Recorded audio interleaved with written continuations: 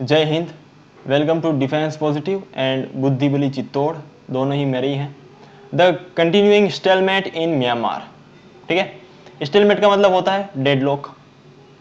Okay, deadlock मतलब ऐसी स्थिति जहां पर कोई भी चीजें जो है वो आगे नहीं बढ़ रही हैं, सब रुक सा गया है। ठीक है, तो तुम्हें पता है कि म्यांमार जो है वो इंडिया का नॉर्थ ईस्टर्न बाउंड्री शेयर करता है इंडिया के साथ। ठीक है, हमारे जो नागालैंड वगैरह है उसके साथ।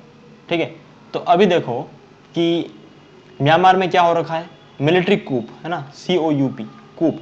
कूप का मतलब होता है तख्ता पलट हो जाना। ठीक है, तख्ता पलट हो जाना, ऐसा हिंदी में ये है। तो यानी कि मिलिट्री का राज हो जाना, उसे आप बोलते हैं military coop. 21 months after a military coup which derailed a decade-old experiment with limited democracy, Myanmar is struggling to cope with the consequences. ठीक है, consequences का मतलब होता है परिणाम, cope with का मतलब होता है तालमेल बिठाना। ठीक है, तो आप बात समझ रहे होंगे।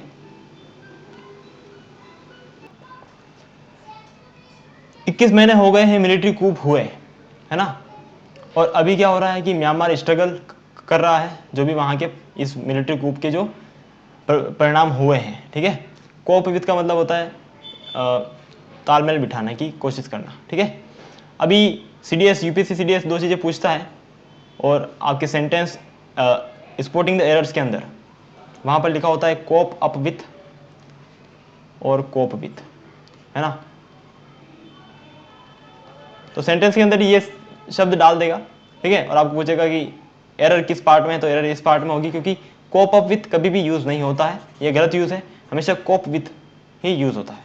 बात समझ आ रही, काफी वेल नोन स्पोर्टिंग एरर है ये, ध्यान रखना।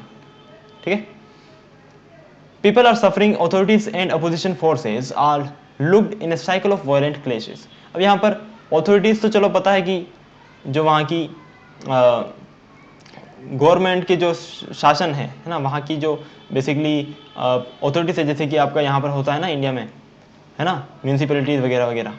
ठीक है, वो जो है अपोजिशन फोर्सेस के साथ जूझ रही है वायलेंट क्लेशेस में। अपोजिशन फोर्सेस कौन कौन सी, अपोजिशन यानी कि जो विद्रोही हैं वो कौन से हैं, वो है NUG के, यानी नेशनल यूनिटी गवर्नमेंट। ठीक है, उसके साथ में एक और ग्रुप है, वो है EAO का मतलब है एथनिक ग्रुप। ठीक है, EOA ऐसा कुछ है। तो एथनिक ग्रुप यानी कि एथनिक ग्रुप का मतलब है कि म्यांमार में रहने वाले अलग अलग जातियों के लोग, म्यांमार में लगभग 100 से ज़्यादा एथनिक ग्रुप्स हैं। ठीक है, और उनके विचार अलग अलग हैं। ठीक है, तो वो भी इस कूप के खिलाफ है, मिलिट्री कूप के खिलाफ है। ठीक है, मिलिट्री कूप के खिलाफ क्यों, क्योंकि मिलिट्री ने वहाँ की जो प्रेसिडेंट बनी थी जीत कर, आंग सान सू की, उनको बंदी बना लिया है। ठीक है, और ये सभी लोग उसका विद्रोह कर रहे हैं। Simple. The economy is deteriorating. Deteriorate का मतलब है क्षय होना, धीरे धीरे खत्म होना। तो जो इकोनॉमी है म्यांमार की वो धीरे धीरे गिर रही है। And ASEAN's mission to produce a solution has failed. Myanmar, तुम्हें पता है कि आशान नेशंस का नेशन में शामिल है, जो आशान ग्रुप है उसमें म्यांमार भी एक पार्ट है। आशान क्या है, आशान बेसिकली एक ग्रुप ऑफ कंट्रीज है जो कि जिसमें कि साउथ ईस्ट एशियन नेशंस शामिल हैं। मैं तुम्हें बता देता हूँ मैप, ये रहा आपका पूरा विश्व का मैप, ये है हमारा प्यारा भारत, और यहाँ पर है ये south east Asian Nations.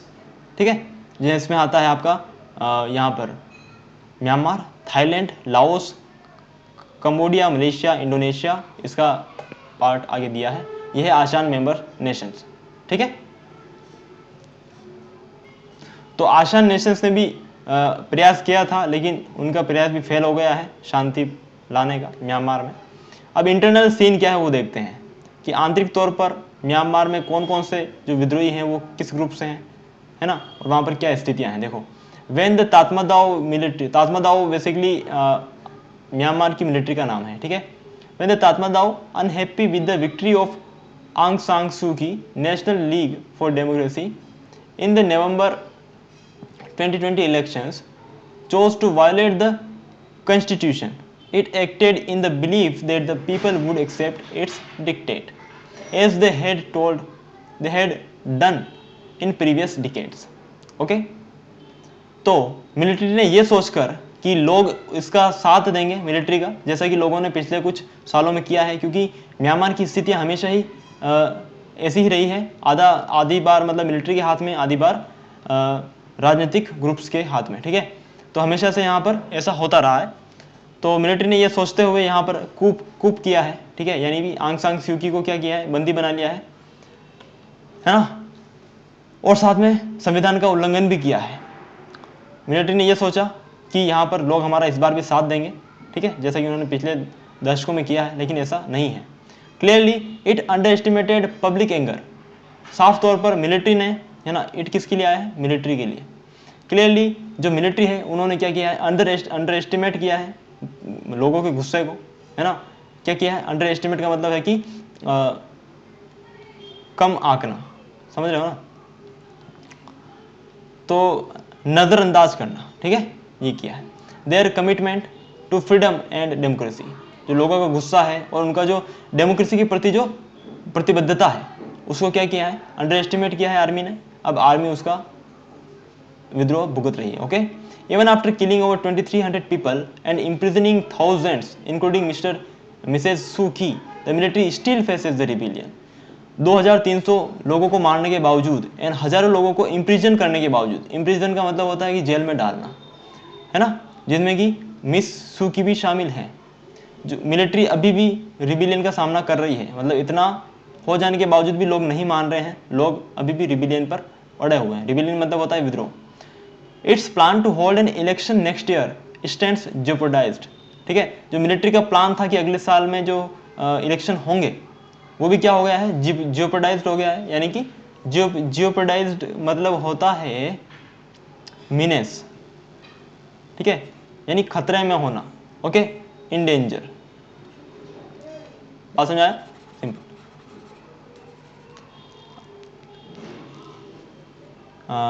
With two key dimensions, the opposition has prevented the military from having its way. दो मोटे तौर पर दो रास्तों से जो अपोजिशन है, यानी जो मिलिट्री की विद्रोही है, उन्होंने मिलिट्री को रोकने का प्रयास किया है ना। प्रिवेंटेड यानी रोकना, ठीक है, military from having its way. Have someone's way का क्या मतलब होता है, हैव समवंस वे मीनिंग होता है कि किसी को अपना काम करने देना, उसका काम करने देना। लेकिन उन्हें रोकना का क्या मतलब होता है, सिंपल, कि उसे अपना काम करने से रोकना। तो प्रिवेंटेड फ्रॉम हैविंग इट्स वे यानी मिलिट्री को खुद उसका काम करने से रोका है दो जनों ने। कौन सा, first, the parallel national unity government may not be recognized by any state but it continues to receive political and financial support from abroad। जो नेशनल यूनिटी गवर्नमेंट एक ग्रुप है वहाँ का, उन्होंने क्या किया है, उनको क्या मिल रहा है बाहर से, यानी अब्रोड से, यानी म्यांमार के बाहर से उन्हें फाइनेंशियल सपोर्ट प्रोवाइड हो रहा है, और इसलिए वो जो है मिलिट्री के खिलाफ अड़े हुए हैं। Okay, it has effectively channelled popular indignation. Indignation का मतलब क्या होता है, इंडिग्नेशन का मतलब होता है कि आक्रोश, ठीक है, क्या होता है इंडिग्नेशन का मतलब, आक्रोश, गुस्सा, है ना, रिसेंटमेंट यानी नाराजगी। अरे एक और अगर मैं बात करूं इसका सिनोनिम, तो अम्ब्रेज, ठीक है, इसका मतलब भी होता है नाराजगी होना, गुस्सा होना। Against military rule while still being vulnerable due to the paucity of resources and the absence of a visible leader. हालांकि इस एनयूजी के पास ना ही कोई लीडर है और साथ में रिसोर्सेज की भी क्या है, पॉसिटी है। पॉसिटी का मतलब होता है कमी होना। ओके, लिख लेना चीजें, है ना। फिर भी इन्होंने अच्छे तरीके से इंडिग्नेशन को यानी विद्रोह के क्या किया है, चैनल्ड किया है, यानी एक रास्ता दिया है ना, यानी लोगों को एक रास्ते पर अच्छे तरीके से विद्रोह में शामिल किया है, ठीक है। लेकिन अभी भी ये वल्नरेबल है। वल्नरेबल है क्यों, एनयूजी क्या है, वल्नरेबल है क्यों है, क्योंकि वल्नरेबल का मतलब क्या होता है, वल्नरेबल का मतलब होता है हाशिए पर होना। हिंदी में अगर मैं बात करूं प्योर हिंदी में, तो हाशिए पर होना, इसका मतलब ये होता है कि आप कभी भी गिर सकते हैं, आप कभी भी खत्म हो सकते हैं, है ना, वो। तो अभी भी ये जो ग्रुप है वो किसमें है, वल्नरेबल है। क्यों है, क्योंकि इनके पास रिसोर्सेज की पॉसिटी है और साथ में इसके पास कोई लीडर भी नहीं है। ओके, सेकंड तौर पर अगर देखें तो the about 20 ethnic armed organisation, Myanmar में लगभग 100 से ज़्यादा एथनिक फोर्सेज हैं, एथनिक ग्रुप्स हैं। उनमें से 20 ऐसे हैं जो आर्म्ड ऑर्गेनाइजेशंस हैं, है ना, वो भी इस मिलिट्री कूप के खिलाफ विद्रोह में शामिल है। Located in east, north and west of Myanmar's periphery. Periphery का मतलब होता है बाउंड्री, है ना, जो कि म्यांमार की जो बाउंड्री है ना, उसमें नॉर्थ, ईस्ट और वेस्ट में रहने वाले, बाउंड्री पर रहने वाले जो विद्रोही हैं वो भी इस कूप में, मिलिट्री कूप के खिलाफ शामिल हैं। Have divergent approaches towards the post coup conflict. ठीक है, हाँ, ये जो 20 एथनिक ग्रुप्स हैं ना, इनकी जो डाइवर्जेंट अप्रोचेज हैं, अलग अलग अप्रोचेज हैं, है ना, ये विद्रोह जो करने का इनका मेथड है वो अलग अलग है। ठीक है, ये सब एक साथ मिलकर कोप अप नहीं कर रहे हैं। अगर कोप विथ करते हैं तो ये मिलिट्री को अच्छा मुकाबला दे सकते हैं। मैनी व्यू, काफ़ी लोग ऐसा सोचते हैं कि it is an intra बामर contestation, है ना। कंटेस्टेशन का मतलब क्या होता है? कंटेस्ट का मतलब होता है प्रतिस्पर्धा, है ना। तो ये है, काफ़ी लोग ऐसा सोच रहे हैं कि ये जो विद्रोह हो रहा है वो इंट्रा बामर कंटेस्टेशन है, यानी जो बामर जाति के जो लोग हैं वहाँ पर रहने वाले हैं वो इस चीज़ को कर रहे हैं, है ना, जो बामर ग्रुप के जो है ना। An issue of limited concern to them, क्योंकि उन्हें उनकी तरफ ज़्यादा ध्यान नहीं दिया जाता है, जबकि बामर ग्रुप जो है वो मेजोरिटी ग्रुप है म्यांमार की। Okay, some like the Karens and Kachin support the NUG. कुछ जातियां, जो ये दो जातियां हैं, ये सपोर्ट कर रही है एनयूजी को, है ना, नेशनल यूनिटी गवर्नमेंट को।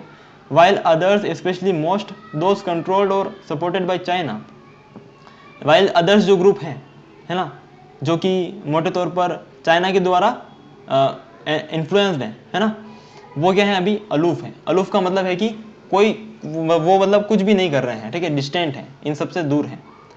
Those operating in Chin and Rakhine states are engaged in a fierce armed conflict with the military and have enfeebled it. Okay? यानी इस इलाके में इन दोनों इलाके में रहने वाले जो लोग हैं, है ना, वो इस कॉन्फ्लिक्ट में, यानी इस विद्रोह में अच्छे तरीके से, फियर्स यानी बहुत भयंकर तरीके से शामिल हैं, और मिलिट्री को क्या कर दिया है इन्होंने? एनफीबल्ड कर दिया है। एनफीबल्ड का मतलब होता है वीक, ठीक है, कमजोर बना देना। ओके, बट बात समझ आ रही होगी आपको? But overall, due to their divergences and relative weaknesses, the EAOs, है ना, ethnic armed organisations, are unlikely to defeat the military. लेकिन क्योंकि उनका जो विद्रोह करने का मेथड है वो अलग अलग है और सभी एक साथ मिलकर विद्रोह नहीं कर रहे हैं, इसीलिए अनलाइकली, इट इज़ अनलाइकली, यानी ऐसा नहीं लगता है कि ये जो ग्रुप है वो मिलिट्री को डिफीट कर पाएंगे। ओके, दस, यानी इस प्रकार, while the opposition has performed well, कि इन सभी जो ओपोजिशन ग्रुप हैं जैसे NUG एंड EAOs, इन्होंने अच्छा परफॉर्म किया है, it is unable to turn the tide in its favour, लेकिन ये फिर भी तूफान को अपने हित में मोड़ने के काबिल नहीं है। ठीक है, टर्न द टाइड का क्या मतलब होता है? तूफानों का रुख मोड़ना। ओके, ये एक आइडियम हो गया, simple. Without a nationwide front against the Tatmadaw, जब तक कि ये एक पूरे देश में सब एक साथ मिलकर एक नेशन वाइड, है ना, एक विद्रोह ना करें तात्मा दाव के खिलाफ, तब तक कुछ भी नहीं होने वाला है। जैसे तुम्हें पता होगा कि यहाँ पर 1958 की जो क्रांति थी उसमें सब ग्रुप अलग अलग विद्रोह कर रहे थे, ठीक है, तो उसीलिए हम हार गए थे। तो यहाँ पर अगर ये भी ऐसा करते रहे तो इनका कुछ बनने वाला नहीं है, तो इनको सबको मिलकर काम करना होगा। National reconciliation between the military and civilian forces and ethnic reconciliation between the majority Burmans and ethnic minorities have been put on hold. Have been put on hold मतलब हमेशा से क्या रहा है? Put on hold रहा है। क्या रहा है? Put on hold का मतलब होता है कि स्थगित रहना। National reconciliation between the military and civilian forces. Military और civilians के बीच में जो तालमेल है, जो दोस्ती है, वो कभी भी नहीं हो पाई है। ओके, साथ में जो एथनिक रिकन्सिलिएशन है, रिकन्सिलिएशन का मतलब होता है दोस्ती होना, ठीक है, दो ग्रुप अगर अलग अलग हैं तो उन्हें मिलाना। Ethnic reconciliation between the majority, जो मेजोरिटी में है बामर्स, एंड जो माइनॉरिटीज़ में है ना, जो ग्रुप हैं, है ना, उनमें भी कभी भी क्या नहीं हो पाया है? दोस्ती नहीं हो पाई है, इसीलिए जो ये सारी चीज़ें बिगड़ रही हैं। Miss Suu Kyi 77, the most popular leader, has been sentenced to 26 years of imprisonment. जो सू की है उनको 26 साल की इम्प्रिजनमेंट दी गई है। इम्प्रिजनमेंट मतलब होता है सजा। इन मल्टीपल केसेज ऑन अपेरेंटली यानी साफ तौर पर जाहिर होना, ठीक है, trumped up charges. Trumped up का मतलब होता है बने बनाए आरोप, ठीक है। तो बने बनाए साफ तौर पर ये दिख रहा है, ठीक है, कि बने बनाए आरोप थोप कर जो प्रेसिडेंट बने थे जीत कर सू की, उनको 26 साल की सजा सुना दी गई है और वो भी जेल में है। ओके, बिसाइड्स, और इसके बावजूद, हाँ, इसके साथ साथ, बिसाइड का मतलब क्या होता है? देखो, दो चीज़ें होती है, यूपीएससी सीडीएस काफ़ी बार पूछ भी चुका है तो मैं बता ही देता हूँ। एक होता है बिसाइड और दूसरा होता है बिसाइड्स, है ना। तो इसका मतलब दोनों में क्या अंतर है? बिसाइड का मतलब होता है साइड में, जैसे my school is beside the national highway 14, ये मेरा नेशनल हाईवे 14 मान लीजिए, ये मेरा स्कूल है, तो मेरा स्कूल जो है वो इसके बिसाइड में है ना, इसके साइड में है। अगर मैं करता हूँ बात बिसाइड्स की, बिसाइड्स का मतलब होता है इसके साथ साथ, जैसे besides Apple I have also purchased bananas, यानी एप्पल के साथ साथ मैंने बनानास भी लिए हैं, है ना। ये ऐसे यूज होता है बिसाइड्स का, है ना। बात समझ में आ गई होगी आपको, सिंपल। तो ये डिफरेंस है। तो सू की को बंदी बनाने के बावजूद साथ साथ 1.1 मिलियन रोहिंग्या, यानी 10 कितना हो गया, ये 11 लाख हो गया, ठीक है। तो 11 लाख जो रोहिंग्यास हैं driven by military operation to seek shelter in Bangladesh in 2017 continue to languish there.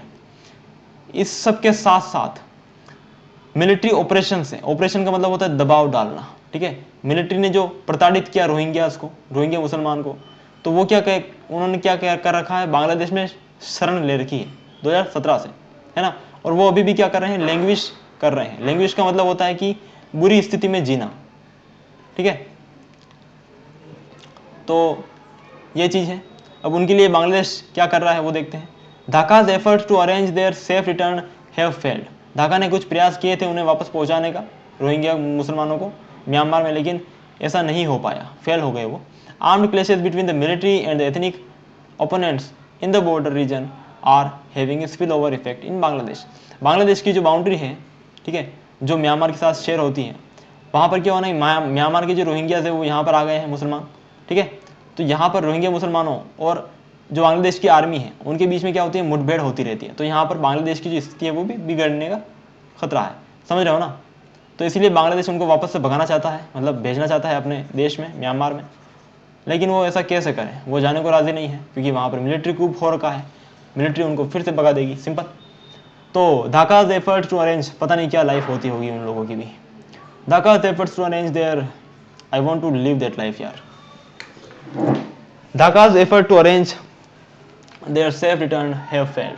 Armed clashes between वगैरह ये हमने देख लिया। Dhaka continues to show restraint. Restraint का मतलब होता है संयम दिखाना। क्या होता है? संयम। Restraint का मतलब होता है संयम। तो ढाका ने अभी भी संयम दिखाते हुए क्या करा है, प्रेफरेंस दिया है, यानी प्राथमिकता दी है किसको, डिप्लोमेसी को, टू मैनेज द सिचुएशन, इस स्थिति को संभालने के लिए। अभी भी ढाका जो है, यानी जो बांग्लादेश की राजधानी है, वो म्यांमार के साथ क्या कर रही है, डिप्लोमेसी कर रही है, यानी बातचीत से मसला सुलझाने का प्रयास कर रही है। लेकिन अभी तो वहाँ पर सरकार ही नहीं है, अब किससे बातचीत कर रहे हैं, समझ रहे हो। इंटरनेशनल डायमेंशंस, अब देखते हैं कि जो ये मिलिट्री कूप हुआ है बांग्लादेश में, ठीक है, उसके बारे में इंटरनेशनल विचार क्या है, लोग मतलब विभिन्न देश इस बारे में क्या सोचते हैं। पहले दिया है यूएन के बारे में। The UN has been forthright, forthright मतलब सीधा होना, मुंह पर बोलना, ठीक है। तो the UN has been forthright in criticising the coup, UN ने जो है वो सीधा सीधा क्रिटिसाइज किया है इस मिलिट्री कूप को। It has expressed concern over continuing violence, है ना। और जो वायलेंस जारी है उस पर उन्होंने क्या किया है, चिंता जाहिर की है, कंसर्न यानी चिंता। Support for a democratic transition, और उन्होंने डेमोक्रेटिक ट्रांजिशन यानी एक लोकतांत्रिक बदलाव होना चाहिए, मतलब वहाँ पर लोकतंत्र वापस से आना चाहिए, उसको सपोर्ट किया है। किसकी बात कर रहे हैं हम, यूएन की। Release of all political prisoners, साथ में सभी राजनीतिक बंदियों को छोड़ा जाना चाहिए। एंड डायलॉग होना चाहिए, यानी बातचीत होनी चाहिए जो भी पार्टीज हैं उनके बीच में, ठीक है। पार्टीज कंसर्न्ड, जिन पार्टीज की हम बात कर रहे हैं। However, the UN Secretary General's special envoy has had little success in promoting peace. Has had का मतलब क्या होता है, ये आप सर्च करें और मुझे कमेंट सेक्शन में लिखकर बताएं। एक होता है has had और एक होता है have had, सॉरी had, ठीक है। दोनों चीज़ों आप लिखकर मुझे बताएं कमेंट सेक्शन में कि इनका मतलब क्या होता है। ओके, वेरी इंटरेस्टिंग है, यूपीएससी ने पूछा हुआ है इसीलिए मैं तुम्हें बोल रहा हूँ, बाकी मुझे कोई फर्क नहीं पड़ता। चलते हैं आगे। However the UN secretary general's special envoy has had little success in promoting peace. यद्यपि जो यूएन का जो स्पेशल एनवॉय था, जो प्रतिनिधि था, जो म्यांमार में गया था इस शांति वार्ता पर बात करने के लिए, वो क्या हो गया है, हैज़ हैड लिटिल सक्सेस, यानी उन्हें पहले भी सक्सेस नहीं मिली थी और अब भी नहीं मिली। Simple, the UN's failure lies in the sharp division. और ऐसा क्यों हुआ है, यूएन फेल क्यों हुआ है? Sharp division within the international community on how to deal with this vexed situation. Vexed का मतलब होता है highly debated situation, highly debated situation, ठीक है। यानी जो सिचुएशन अभी है कूप वाली, वो श्रीलंका में भी होती है, म्यांमार में भी होती है, लेकिन इसका कोई समाधान नहीं निकल पाता, क्योंकि जो शार्प डिवीजन है, डिवीजन का मतलब है कि अंतर है, जो विभिन्न देश है ना उनके सोच में अंतर है ना, इसीलिए वहाँ पर कैसे मतलब सभी एक दूसरे का साथ नहीं देते हैं कि यहाँ पर मिलिट्री कूप को कैसे रोका जाए। ओके, क्योंकि उनकी थिंकिंग अलग अलग है। Simple, the western powers have been severely critical of military. अब देखो, इन देशों के विचार बताएंगे कि अलग अलग देश इस कूप के बारे में क्या सोचते हैं, विद्रोह के बारे में। The western powers have been severely critical of the military. Okay, जो वेस्टर्न नेशंस हैं, जैसे आपका अमेरिका हो गया, वो क्या सोचते हैं मिलिट्री के बारे में? क्रिटिकल, ठीक है, सीवियरली क्रिटिकल, यानी सीवियरली यानी बहुत कड़ी निंदा करना, कड़ी फिर क्रिटिसाइज करना यानी निंदा करना, ठीक है। तो जो वेस्टर्न यानी कि जो अमेरिका है आपका, जो अमेरिका है ना, उसने साफ तौर पर मिलिट्री की निंदा की है, और जो यहाँ पर इन्होंने कूप किया है उसका विरोध किया है, ठीक है। अब ये हो गई बात वेस्टर्न नेशंस की। अब तुम्हें पता ही है कि रशिया जो है वो अमेरिका के बिल्कुल खिलाफ बोलता है, तो अब तुम्हें पता ही होगा कि आगे क्या होने वाला है। The western powers have been severely critical of the military, they have put in place several restrictive measures and imposed more sanctions. Okay, imposed का मतलब होता है कि थोपना, उसके बाद सैंक्शंस का मतलब होता है आपके पास प्रतिबंध जो लगा दिए जाते हैं, ठीक है, ताकि व्यापार बंद हो जाए म्यांमार के साथ बाकी देशों का, है ना। तो अमेरिका जो ये चीज़ें कर रहा है, they have extended support to the NUG. उन्होंने, अमेरिका ने एनयूजी को भी सपोर्ट किया है। एनयूजी मैंने तुम्हें बताया नेशनल यूनिटी गवर्नमेंट, जो कि म्यांमार की है। ओके, तो वो उनका साथ दे रहा है ताकि मिलिट्री के खिलाफ विद्रोह जो है वो और मजबूत बने। On the other hand, Russia has given considerable backing to the military regime, है ना। दूसरे हाथ पर यानी दूसरी तरफ जो रशिया है, तुम्हें पता है कि रशिया आजकल क्या बना हुआ है, डिक्टेटर बना हुआ है, ठीक है। यूक्रेन के साथ उसका युद्ध चल रहा है, तो रशिया बेसिकली क्या कर रहा है कि मिलिट्री को सपोर्ट कर रहा है। ओके, बिल्कुल अमेरिका के उल्टा, विपरीत। Seeking in its own isolation an opportunity to strengthen bilateral cooperation in defence and energy supplies. और ऐसा क्यों कर रहा है रूस ऐसा इसलिए कर रहा है ताकि वो रशिया जो है मिलिट्री को हथियार भेज सके और उससे उसका व्यापार चलता रहे। समझ रहे हो ना बात को? Bilateral cooperation and defence energy supplies, और एनर्जी भी बेचता रहे। तो रशिया को क्या चाहिए? पैसे। सिंपल। चाइना इज कीपिंग उसको शांति से कोई मतलब नहीं है। China is keeping a door open to democratic forces. China के द्वार जो है, चाइना के जो दरवाजे हैं वो खुले हुए हैं हमेशा डेमोक्रेटिक फोर्सेस के लिए, जो लोकतांत्रिक जो फोर्सेस है, जैसे कि एनयूजी एंड आपकी जो एथनिकल ग्रुप्स हैं, है ना। Even while doing business with the regime, लेकिन चाइना जो है वो साथ में उस मिलिट्री के साथ भी क्या कर रहा है? बिजनेस कर रहा है, ठीक है। तो बेसिकली चाइना जो है वो ऐसा क्यों कर रहा है ना, दोनों लड्डू हाथ में लिया हुआ है China.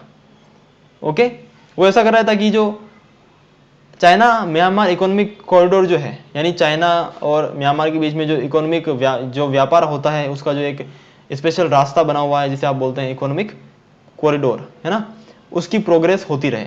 ASEAN is divided in 3 ways. अब आसियान की बात आ गई है, तो आसियान नेशंस मैंने आपको बता ही दिए थे। आसियान नेशंस जो है वो भी आपस में बटे हुए हैं। बेसिकली आसियान एक ग्रुप है ना, तो इनके सभी के विचार सेम होने चाहिए, है ना। ग्रुप में क्या होता है? ग्रुप में एक यूनिटी होनी चाहिए, लेकिन ये नहीं है। ASEAN is divided in 3 ways, ठीक है। 3 जगहों पर आसियान नेशंस बटे हुए हैं।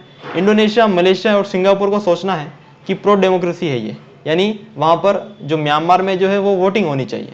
ये तीनों देश ऐसा सोचते हैं। थाईलैंड एंड लाओस क्या सोचते हैं? प्रो मिलिट्री, कि वहाँ पर मिलिट्री कूप ही, मिलिट्री का शासन ही सही है। And Vietnam and the Philippines are ambivalent. अब एमबी का मतलब होता है टू, है ना। एम्बिवेलेंट मतलब दोनों हाथों से काम करने वाला, या फिर दोनों लड्डू हाथ में लेने वाला, समझ गया ना। तो यहाँ पर जो वियतनाम एंड फिलीपींस है वो ये बोल रहे हैं कि दोनों की तरफ है, ठीक है। आर्मी की तरफ भी है और जो एथनिक ग्रुप्स हैं, विद्रोही हैं, उनकी तरफ भी हैं, ठीक है। दिस डिसयूनिटी, ये जो डिसयूनिटी है आसियान में, and the Tatmadaw's refusal to cooperate with ASEAN, ये दोनों चीजें, आसियान के अंदर ये डिसयूनिटी होना और टाटमादाओ यानी जो मिलिट्री है उसका आसियान की बात ना मानना, ये दोनों चीजों से क्या होता है? Have lead to the non implementation of the 5 point consensus. अब ये 5 पॉइंट कंसेंसस क्या है? बेसिकली 5 पॉइंट निर्धारित हुए थे, सॉरी, ठीक है, 5 पॉइंट निर्धारित किए गए थे आसियान नेशंस के द्वारा, है ना, मिलिट्री म्यांमार के अंदर सिचुएशन को संभालने के लिए। और जो मिलिट्री है वो ये चीज़ें मानने को तैयार थी, लेकिन अभी वो चीज़ें नहीं मान पाएगी, क्योंकि, है ना, वो शांति के कुछ नियम थे 5, मैं आपको दिखा देता हूँ। चलो तुम खुद जाके देखो, इतना तो तुम्हें खुद करना पड़ेगा। चलो ठीक है, चलते हैं आगे। तो इसलिए उन पांच शांति वाले नियमों की भी स्थापना यहाँ पर नहीं हो पाएगी, क्योंकि जब जिसने उन नियमों को बनाया है वही आपस में क्या हुआ है? बटा हुआ है ना, समझ रहे हो आप। तो फिर कोई और कैसे मानेगा उनको? मिलिट्री कैसे मानेगी? द अपकमिंग आसियान समिट में provide clues on whether the grouping can forge A United stand and device something that works better. Device का मतलब होता है कुछ प्लान करना, कुछ इम्प्लीमेंट बनाना, है ना, कुछ नियम बनाना। तो अब अभी जो अपकमिंग आसियान समिट होने वाली है उसी पर अब ये तय है कि, मतलब ये उसी पर ये डिपेंड करता है कि whether the grouping can forge United stand, कि क्या, वेदर का जब यूज होता है ना तो वहाँ पर 2 ऑप्शंस की बात होती है कि क्या वो ग्रुपिंग जो है, यानी जो आसियान नेशन है, वो फोर्ज हो पाएंगे, फोर्ज यानी बनाना, है ना, यूनाइट हो पाएंगे और कुछ ऐसा डिवाइस, मतलब ऐसा चीज निकाल पाएंगे, एक प्लान बना पाएंगे जिससे कि वहाँ पर एक शांति स्थापित हो। India is concerned as the post coup conditions have adversely impacted its interests and hampered bilaterally. Hampered का मतलब होता है हिंडर, हिंडर का मतलब होता है सिंपल सा कि बाधा उत्पन्न करना, ओके। बायलैटरल का मतलब होता है तुम्हें 2 देशों के बीच वाली, है ना। अब देखो, इंडिया इज कंसर्न्ड, इंडिया जो है वो चिंतित है किसको लेकर?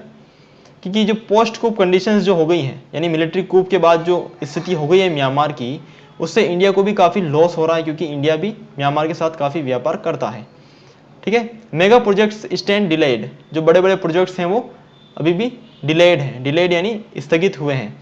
सम 50,000 refugees as per unofficial estimates have been camping in Mizoram. और हमारा जो मिजोरम का एरिया है, जो कि बांग्लादेश के, म्यांमार के साथ बॉर्डर शेयर करता है, वहाँ पर 50,000 जो रोहिंग्या मुस्लिम्स हैं वो वहाँ पर शरण लिए हुए हैं, ठीक है, रिफ्यूजीज हैं। तो ये भी दिक्कत है एक, है ना। और वो तब तक अपने म्यांमार में वापस नहीं जा सकते हैं जब तक कि वहाँ पर स्थिति शांत ना हो। तो इंडिया को भी इसलिए चिंता है। Meanwhile there is an erroneous perception that India has abandoned का मतलब है छोड़ देना, ठीक है, द म्यांमार पीपल।